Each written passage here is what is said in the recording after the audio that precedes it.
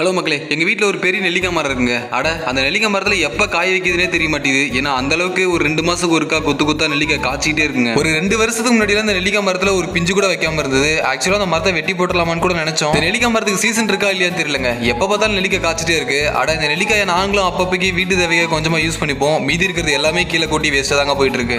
இந்த டைமும் அதே கதை தாங்க. மரத்தில் காய்ச்சிருந்த அந்த நெல்லிக்காய் பறிச்சு வந்து இந்த டைம் புதுசாக ஒரு டிஷ் ட்ரை பண்ண போறாங்க. இந்த நெல்லிக்காயை வச்சு டிஃப்ரெண்டாவா அப்படின்னு தானே கேட்குறீங்க? ஆமாங்க, இந்த நெல்லிக்காயை வச்சு எனக்கு நெல்லிக்காய் ஜாம் தாங்க செய்ய போறோம். பறிச்சுட்டு வந்த நெல்லிக்காயை நல்லா வாஷ் பண்ணிக்கலாங்க.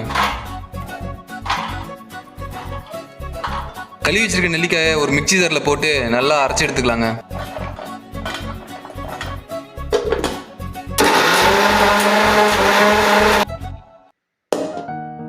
அந்த நெல்லிக்காய் நல்லா சாந்து பார்த்து கரைஞ்சதுக்கு அப்புறமா அந்த நெல்லிக்காயை தனியாக ஒரு பிளேட்ல கொட்டி அதில் நிறைய அந்த நெல்லிக்காயோட விதைகள்லாம் இருக்கும், அதை தனியாக பிரிச்சிடலாங்க. இந்த நெல்லிக்காய் மிக்சியில் போகிறதுக்கான மெயின் ரீசனே இந்த விதையை தனியாக பிரிச்சு எடுக்கணும் அப்படிங்கிறதாங்க. அவ்வளோதாங்க. இதுக்கப்புறம் என்ன, ஜாம் செய்யறதுக்கு ஆரம்பிக்கலாமா? அடுப்பில் பேனை வச்சுட்டு எண்ணெய் நல்லா சூடிறதுக்கு அப்புறமா நம்ம அரைச்சி வச்சிருக்க நெல்லிக்காயை அந்த பேனில் கொட்டி நல்லா கிண்டி விட்டுக்கலாங்க.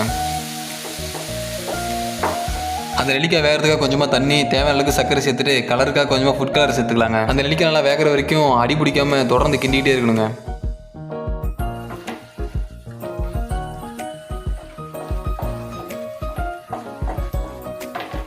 ஒரு 10 நிமிஷம் நல்லா அடி பிடிக்காம கிண்டிட்டே இருந்தீங்கன்னா இந்த மாதிரி சூப்பரான ஒரு ஜாம் ரெடி ஆயிரும். இந்த ஜாமை பார்க்கறதுக்கு ரொம்ப சூப்பரா இருக்குல்ல. இது ஜாமா இல்ல கேசரியானே தெரியல, அந்த அளவுக்கு டிஃப்ரெண்டே தெரியாம இருக்கு பாருங்க. சரி வாங்க, இப்போ இந்த ஜாமை பிரெட்ல வச்சு சாப்பிட்டு பார்ப்போம். டேஸ்ட் எப்படி இருக்குன்னு பார்க்கலாமா? அதனால ஜாமை கொஞ்சம் அள்ளி அந்த பிரெட்ல அப்படியே நல்லா ஸ்ப்ரெட் பண்ணி விட்டுடுங்க. அதுக்கப்புறம் அதுக்கு மேலே இன்னொரு பிரெட்டை வச்சு அப்படியே ஒரு கடி கடிச்சா எப்படி இருமா இருக்கு டேஸ்ட். ஒரு மாதிரி இந்த நெல்லிக்காயோட புளிப்பும் அந்த சக்கரோட இனிப்பு சேர்ந்து டேஸ்டே சும்மா வேற லெவலில் டிஃப்ரெண்டா இருந்துச்சு. இந்த வீடியோக்கு நீங்க என்ன லைக் போடாம இருந்தீங்கன்னா இந்த வீடியோக்கு இப்பயே லைக் போட்டு இந்த டிஷ்ஷை உங்க வீட்டில் நீங்களும் மறக்காம ட்ரை பண்ணி பாருங்க. சிம்பிளா இருந்தாலும் டேஸ்ட் சும்மா வேற லெவல்ல இருக்கும். ட்ரை பண்ணுங்க.